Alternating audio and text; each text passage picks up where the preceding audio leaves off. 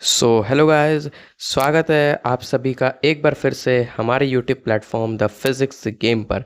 मैं पार्थ श्रीवास्तव स्वागत करता हूं हमारे इस बेहतरीन से ऑनलाइन प्लेटफॉर्म पर, जहां पर हम लोग यहां पर आपके लिए स्टडी रिलेटेड कंटेंट डालते रहते हैं। और आज के दिन मैं आपके लिए लेकर आया हूं कि आज यानी कि 19 मई को CUET की केमिस्ट्री के पेपर का लेवल क्या रहा है और ओवरऑल एनालिसिस क्या रहा है।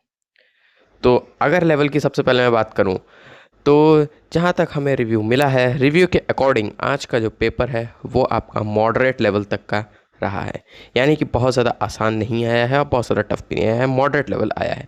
मॉडरेट में इसलिए कह सकता हूँ क्योंकि आज के पेपर में हमें बच्चों से जो पता चला है उसमें यह है कि न्यूमेरिकल्स आज आपके काफ़ी सारे पूछे गए हैं। फिजिकल केमिस्ट्री के पार्ट से न्यूमेरिकल्स आते हैं और आज न्यूमेरिकल्स काफ़ी सारे आए हुए हैं, जैसा बच्चों से हमें रिव्यू मिला है। जैसे कि कॉलिगेटिव प्रॉपर्टीज़, जो कि आपका अभी तक शायद एक अनटच्ड टॉपिक चल रहा था, जिससे एक भी न्यूमेरिकल अभी तक जल्दी देखने को नहीं मिला था स्लॉट 1 में। तो स्लॉट 2 में लाजमी था कि उससे आना है। और जिन जिन टॉपिक से आपके सवाल नहीं बने थे स्लॉट 1 में, मैं फिर से रिपीट करता हूँ, जिन जिन टॉपिक से नहीं बने थे उन टॉपिक से आज ज़रूर क्वेश्चंस पूछे गए हैं और अच्छे से पूछे गए हैं। न्यूमेरिकल्स वगैरह आए हुए हैं। जैसा कि आपका फिजिकल केमिस्ट्री अगर मैं बात करूं तो क्वालिटेटिव प्रॉपर्टीज से आपके न्यूमेरिकल्स पूछे हैं, जैसा कि हमें एक बच्चे ने बताया। और इलेक्ट्रोकेमिस्ट्री से आपके साथ नॉन्स इक्वेशन और फैराडे लॉ से क्वेश्चन आए हुए हैं। और केमिकल काइनेटिक्स से जीरो फर्स्ट ऑर्डर, वो तो आना आपका लाजमी है, वो तो पिछली बार भी आया था, इस बार भी आना था।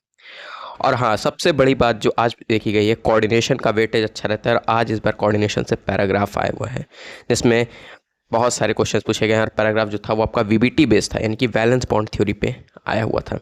तो अब ये ज़रूरी नहीं कि अगर आज कोऑर्डिनेशन से पैराग्राफ आया है तो हो सकता है कि शायद अगले पेपर में अगर अगर इनऑर्गेनिक केमिस्ट्री से आता है तो शायद आपका पूछते DNF ब्लॉक से, क्योंकि आई थिंक एक बच्चे के अकॉर्डिंग, रिव्यू के अकॉर्डिंग 8 से 9 क्वेश्चन जो हैं वो आपके कोऑर्डिनेशन से आज पूछे गए हैं और खाली 3 से 4 क्वेश्चन शायद आपके आए हुए हैं DNF से। तो हो सकता है कि ये रिवर्स हो जाए, क्या पता DNF से ज़्यादा आपका पूछते पैराग्राफ देखे और कोऑर्डिनेशन से कम।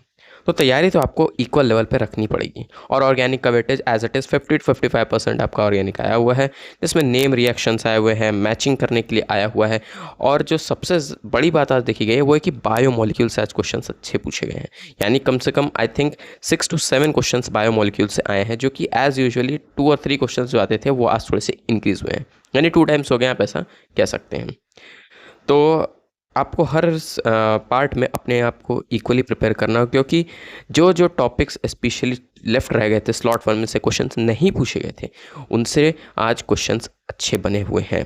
तो आपको हर टॉपिक को इक्वली प्रिपेयर करना पड़ेगा।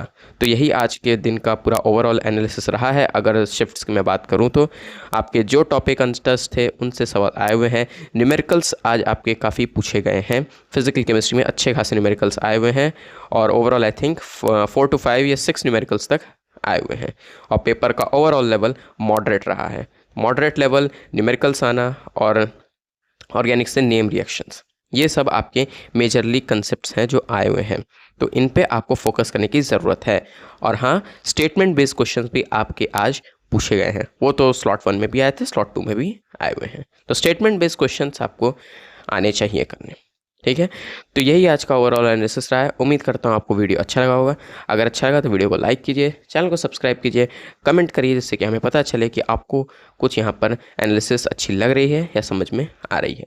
तो चलिए अब इस वीडियो को हम एंड करते हैं, मिलते हैं हम अपने एक नए वीडियो में। तब तक के लिए take care, goodbye and all the best for upcoming exams of the aspirants. Thank you.